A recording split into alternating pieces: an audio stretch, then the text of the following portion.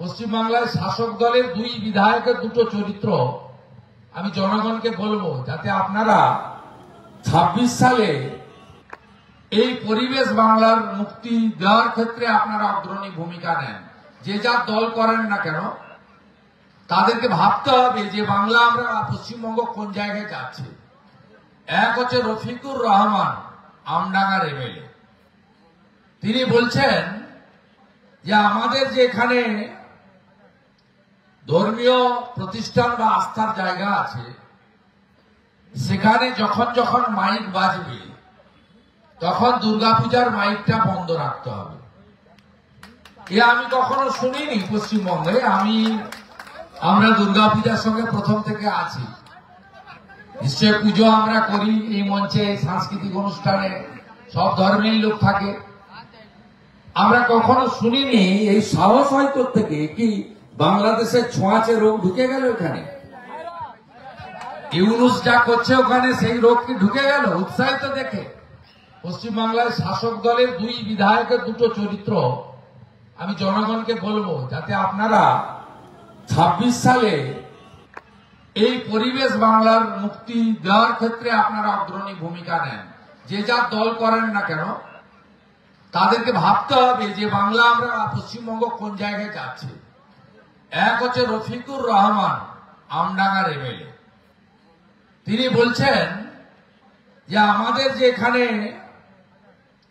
ধর্মীয় প্রতিষ্ঠান বা আস্থার জায়গা আছে, সেখানে যখন যখন মাইক বাজবে তখন দুর্গাপূজার মাইকটা বন্ধ রাখতে হবে। এ আমি কখনো শুনিনি পশ্চিমবঙ্গে। আমরা দুর্গাপূজার সঙ্গে প্রথম থেকে আছি। নিশ্চয় পুজো আমরা করি, এই মঞ্চে সাংস্কৃতিক অনুষ্ঠানে সব ধর্মের লোক থাকে। আমরা কখনো শুনিনি এই সাহস হয় থেকে কি বাংলাদেশের ছোঁয়াচে রোগ ঢুকে গেল এখানে। ইউনুস যা করছে ওখানে সেই রোগ কি ঢুকে গেল উৎসাহিত দেখে? আপনাদের আমি বলে দিই এদের সাহস হয় কি করে কথা বলার। আমি বলে দিই, আগামীকাল দেবীর বোধন, সপ্তমীর কলাবস্নান, অষ্টমীর পুষ্পাঞ্জলি আছে বেলা 12:30 পর্যন্ত, নবমীর আরতি, আর দশমীর নিরঞ্জন, বিসর্জন, সিঁদুর খেলা। আমার পঞ্জিকা যা যা বলবে তাতেই হবে, আপনার কথায় হবে না। পিতৃপক্ষে দুর্গা ঠাকুরের উদ্বোধন করলে হিজাব মাথায় দিয়ে কি হয় দেখিয়ে দিয়েছে কলকাতায় মা দুর্গা। 2 ঘন্টায় দেখিয়ে দিয়েছে। অতএব মা দুর্গার সঙ্গে, সনাতন সংস্কৃতির সঙ্গে, হিন্দুত্বের সঙ্গে যত বড় ক্ষমতাশালী লোক হন না কেন, ক্ষমতা দেখাতে দয়া করে যাবেন না। সনাতন সংস্কৃতি সর্বশক্তিমান, আর মা দুর্গা তিনি সমস্ত অশুভ শক্তিকে বিনাশ করেন। তাই এটা আপনাদের কাছে বললাম। আরেকজনের উদাহরণ দিচ্ছে, সাগরের এমএলএ বঙ্কিম হাজরা। তিনি একটা প্যান্ডেলকে সিঁদুর অপারেশনের থিম হয়েছিল বলে খোলাতে বাধ্য করেছেন।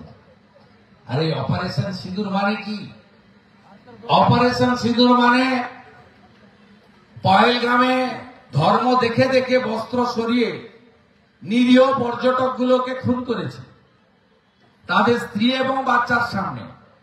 তারপরে দেশের প্রধানমন্ত্রী বলেছেন আমি আর্মিকে পাওয়ার দিলাম, কখনো মারবে, কোথায় মারবে, কিভাবে মারবে, পাকিস্তানের ভিতরে ঢুকে তোমরা ঠিক করো, আমরা এর মধ্যে ঢুকবো না। আমাদের এয়ারফোর্স 100 কিলোমিটার ভিতরে ঢুকে জঙ্গি মাসুদ আজহারের গোটা বংশটাকে নির্বংশ করেছে। 9টা এয়ারপোর্ট উড়িয়ে দিয়েছে পাকিস্তানের। এর নাম হচ্ছে অপারেশন সিঁদুর। এটা তো ভারতীয়ত্ব এবং আমাদের আর্মি যারা রাজনীতির বাইরে তাদের গর্বে অপারেশন সিঁদুর হবে, ভারত মাতা কি বন্ধন হবে, জয় হিন্দের স্লোগান উঠবে, বন্দে মাতরম হবে, হিন্দুস্তান জিন্দাবাদ, ইন্ডিয়ান আর্মি জিন্দাবাদ হবে। এতে আপত্তি কোথায়? আসল কথা, ইন্ডিয়ান আর্মি ক্রেডিট পেলে দেশের সরকার ক্রেডিট পাবে, দেশের সরকার ক্রেডিট পেলে দেশের প্রধানমন্ত্রীর সুখ্যাতি হবে। তাই অপারেশন সিন্দুরের থিম এই বাংলায় করা যাবে না। তাই আপনারা এখন থেকে ভাবতে শিখুন, ভাবুন। হরগোবিন্দ দাস, চন্দন দাস মুর্শিদাবাদে সিপিএম করতেন। খুন করলো কেন জানেন? আমি প্রথমে মোহাম্মদ সেলিম আর মীনাক্ষী গেছিল, দেখা করে চলে এসছে। পরে মমতা ব্যানার্জি টাকা পাঠালেন, সরকারি টাকা 10 লাখ নিল না। আমি বিরোধী দলনেতা গেলাম বিজেপি থেকে, মমতা ব্যানার্জি 10 লাখ টাকা দিয়েছিলেন, আমরা দিলাম 10,01,000 টাকা, চেক দুটো নিয়ে গেলাম। সিপিএম এর লোক, আমরা দেখলাম তার বাড়ির লোক আমাদের চেকটা নিল। আমি জিজ্ঞেস করলাম আপনাদের খুন করলো কেন? বলে আমরা হিন্দু। ঠাকুর বানাই, মৃৎশিল্পী, তাই তার স্ত্রীকে 75 বছরের বৃদ্ধ, তার ছেলে 45 বছরের, খুন হয়ে গেল। ভাবতে শিখুন সনাতনীরা। নেমে গেছেন 65%, 100-র মধ্যে। 51 সালে ছিলেন 85%। আর 10 বছর তারপরে আপনাকে বলতে হবে আমি সংখ্যালঘু। যেমন মুর্শিদাবাদে হিন্দুরা বলে আমরা সংখ্যালঘু। একটু ভাবুন, ভাগ হবেন না নানা দলে, নানা জাতে, ব্রাহ্মণ, ক্ষত্রিয়, বৈশ্য, শূদ্র, বাটেঙ্গে তো কাটেঙ্গে। ঐক্যবদ্ধ হন, মা দুর্গা যেন আশীর্বাদ করেন।